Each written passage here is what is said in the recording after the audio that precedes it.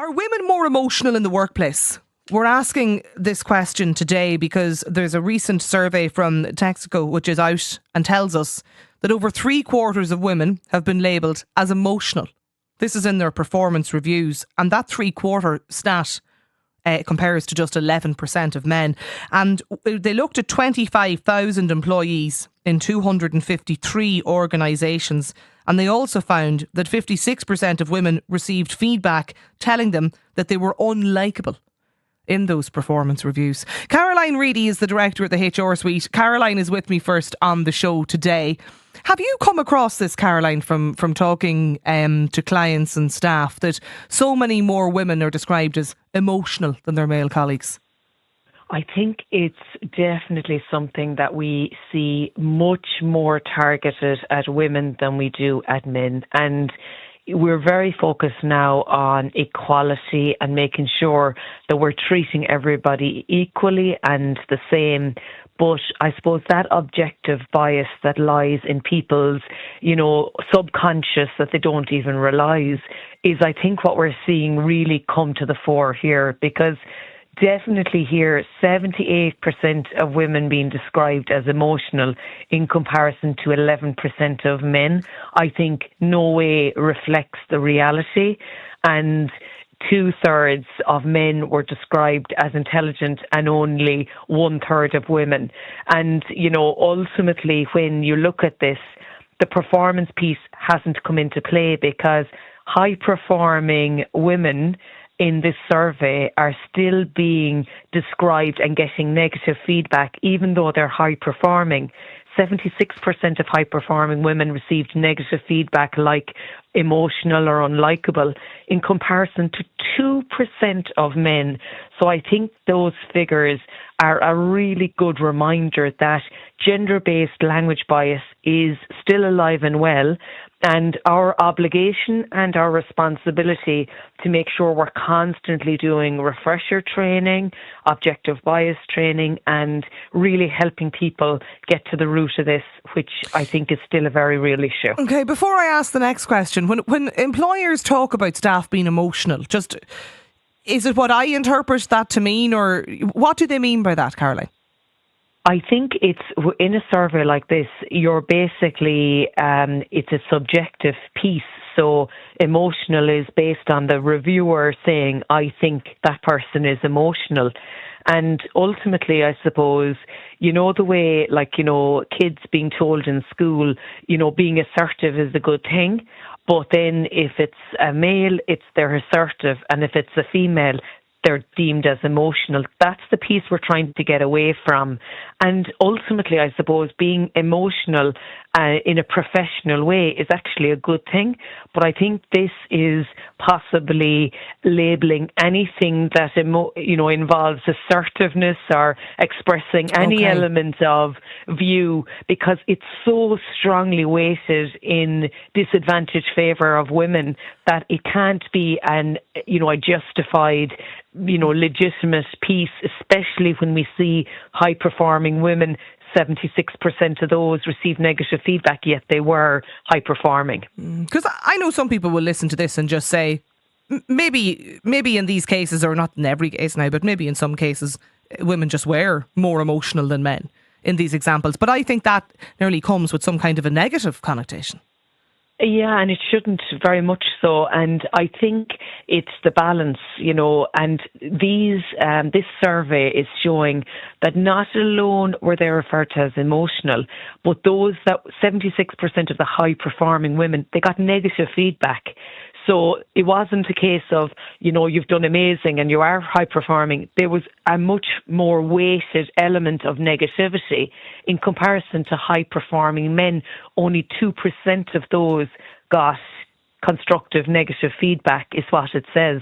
So that would imply that, we don't know, is it men or women, by the way, who did these reviews? The survey doesn't give us that level of detail. But what it does imply is we're much tougher on giving women constructive and negative feedback than we are comparably to men.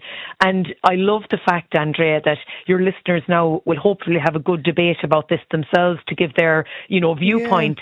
Because ultimately this survey, for me, the main benefit to it is it's putting a spotlight on encouraging us to look at gender-based language bias and objective bias in general, which I think is a good thing to kind of get us all to think like that. Yeah, just on that, Texter here says, it's nothing to do with the workplace. Are women not more emotional naturally anyway?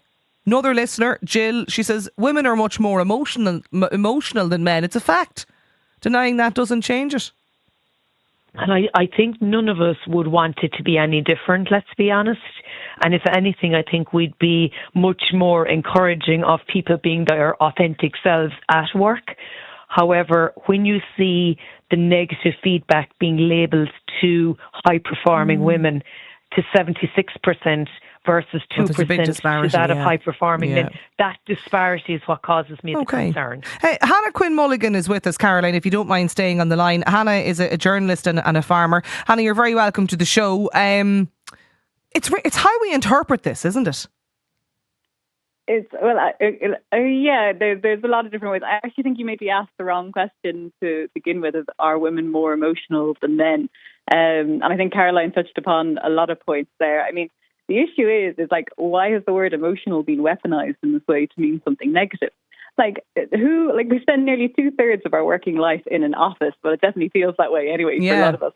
And who the hell wants to work with a load of emotionally repressed men? No one. To say that men can't be emotional, and that's nearly how it should be looked at. So it's fine suddenly for women to be emotional, but it's not okay for men to be emotional. Who wants to work with a man who can't emote? And what man out there doesn't want to be able to say how he feels? If you're repressing your emotions the whole time, what kind of co-worker are you? What kind of husband are you? What kind of father are you? What kind of boyfriend are you? That's not natural, and that's not okay. We need to get away from these weird Victorian ideals of what makes a strong man or, an emotional woman, because that's what we're talking about. And, we've been programmed to talk like this and think like this for centuries. So it's really hard to untangle. But if you take a basic kind of tennis example, for example, because we all watch Wimbledon, if you look at Nadal playing tennis or Federer, and they're talked about being really passionate and strong players, and they're talked about being competitive and aggressive. And aggressive is a really good thing when you talk about a man, say, in a competition field. But then if you go to Serena Williams, and she's talked about as being competitive, and she's talked about as being very aggressive, a very aggressive player. Why is she making all those noises on the tennis court? It's a negative thing. And she's playing just as hard and fighting for her career just as hard as those men. But aggressive is seen as being a negative thing. And same way this time, we really need to rethink and check ourselves in terms of the word emotional. Why is it being weaponized this way? Yeah. And someone's going to come in here and talk about periods. Okay, that's what someone's going to come in and talk about at some stage. And, that women are naturally more emotional because of, our hormonal cycle. But men have hormones as well. And no one can tell me that a man doesn't walk into the office and have a bad day just as much as a woman has a bad day sometimes. So Nadia Dan is with us. Of course, Nadia's the owner of Ashford Motors. What was your reaction when you read this survey, Nadia, today? Yeah, hi Andrea. Yeah, I was actually it was interesting to see because as to what even Caroline was saying, there's different research out there, to be fair, that says some women have a higher emotional intelligence than men, and some say they have the same type of intelligence. And as the two women were saying, I think it's how the emotions are perceived, and I think it's a social acceptable for women to be perceived as more emotional and men not. For example, the University of Michigan came out with a note in 21 to say that a man whose emotion fluctuates during a sporting event is described as passionate, but when a woman's emotion changes due to any event, even provoked, is considered irrational. And in my experience, working in the male industry and even in finance before, and this is my experience, I do think that women are more emotional and we're more empathetic, but I think if that's used correctly, it can be turned into a positive outcome. Yeah. For example, when, I started on social media and I started receiving some negative comments, the first thing I wanted to do, to be honest with you, is run upstairs and put the blanket over my head. But if I sort of looked away from that and used it to kind of come back more clever and do other videos and push on, and I think you're emotional, it's important to have that. And maybe that's why the high performance females were deemed more emotional, because I think it is important to have emotional, intelligence and knowing how to deal with people and that. But as long as you know how to direct that in a correct manner, it can be used for a positive outcome.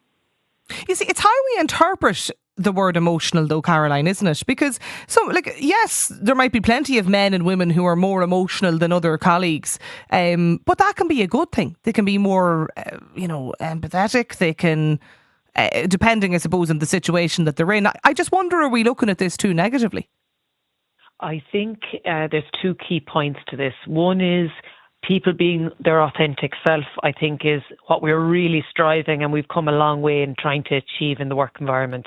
And, being professional in that regard, I think whether that's emotional or else is a good thing once it's in a professional context and respectful of the colleagues, etc. However, I also think we need to be really clear here that there definitely, in this survey, there's definitely an objective bias problem around the fact that the high-performing women got negative connotations in their feedback versus only 2% of high-performing men.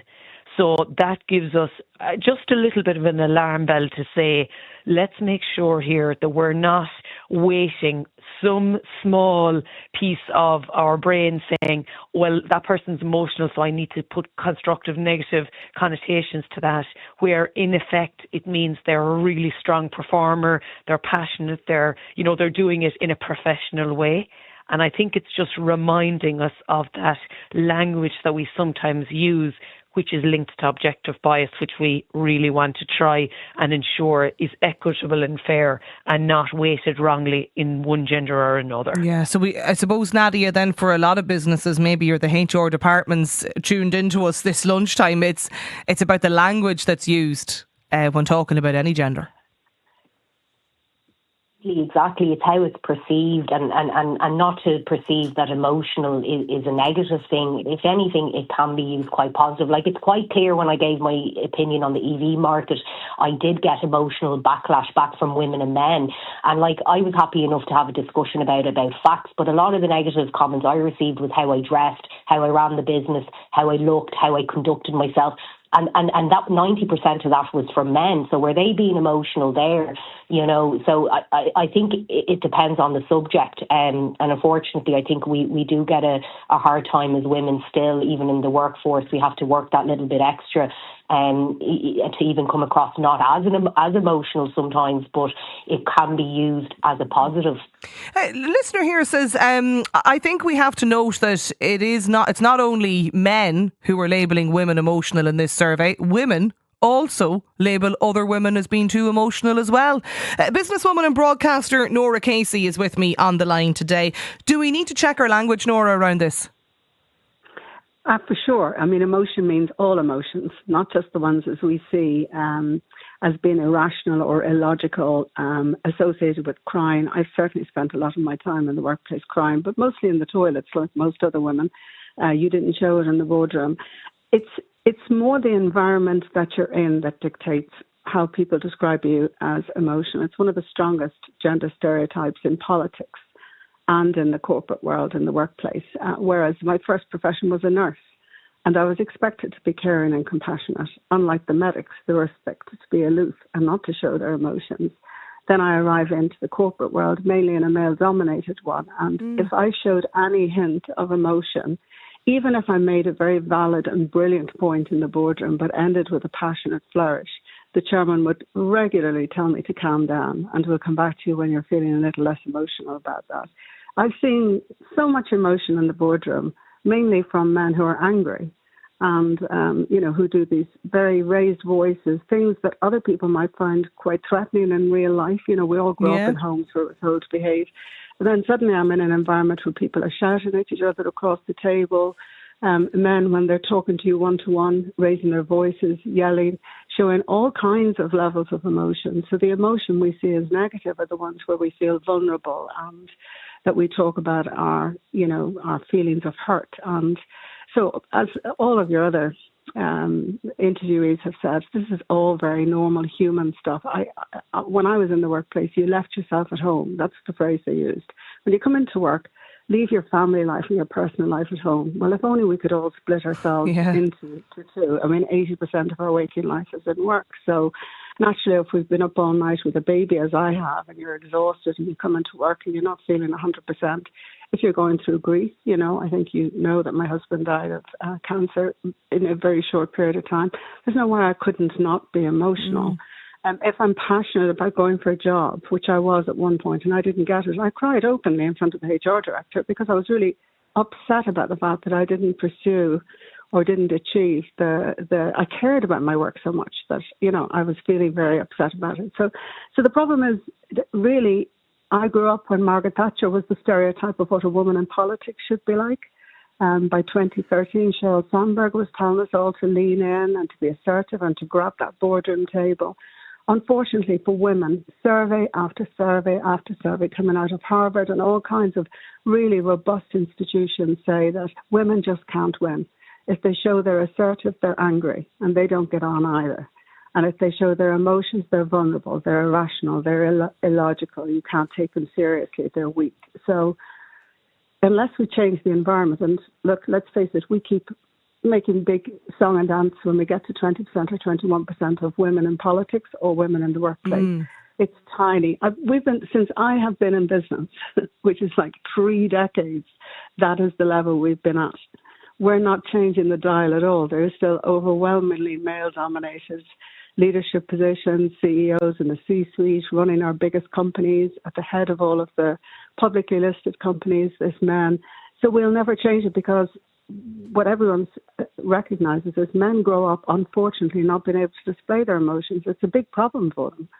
They don't talk about their weaknesses, their mental health issues. They don't talk about their feelings.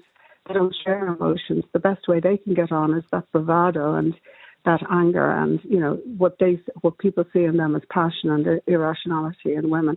It exists because of those stereotypes from a young age. And, in the Oscars, we have no shortage of men and women bawling their eyes out. I think one of your interviewees just talked about Serena Williams, who's written quite graphically and at great length in Fortune magazine about her own experiences. And she says nearly 1 in 3, I think I'm recalling this correctly, nearly 1 in 3 women say they have to hide their emotions at work. So the other corollary to people reviewing women and saying they're emotional is they then go out of their way to try and hide it, which can't be good either, really. Like an interesting text here, Caroline, from Maria, who says, I think if you swap the word emotional for the word irrational, it's closer to what's actually being said in the survey, and it therefore applies to women more. Very biased, says Maria. I would agree, very biased. And I suppose my experience is I don't see one gender or the other being more irrational than the other. I think in general, most people, I think is that authenticity piece. But I think you started this very rightly, Andrea, by saying, what do people understand by emotional? And I think, it's the wrong perception of what does that imply or what does that mean that might have resulted in this really skewed survey findings to show how females were getting a lot more of that connotation. But I think in reality, definitely from my perspective, I would definitely not use the word irrational in that context.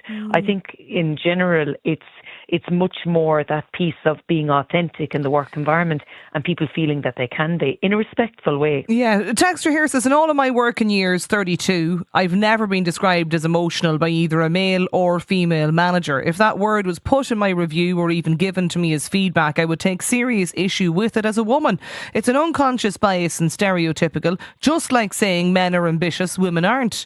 Or if they're labelled the B word, says this texter as well. The email's lunchtimelive@newstalk.com. Caroline Reidy, Quinn Mulligan, Nadia Dan, Nora Casey, thanks a million to you all for joining us, sharing your experiences with us here on the show.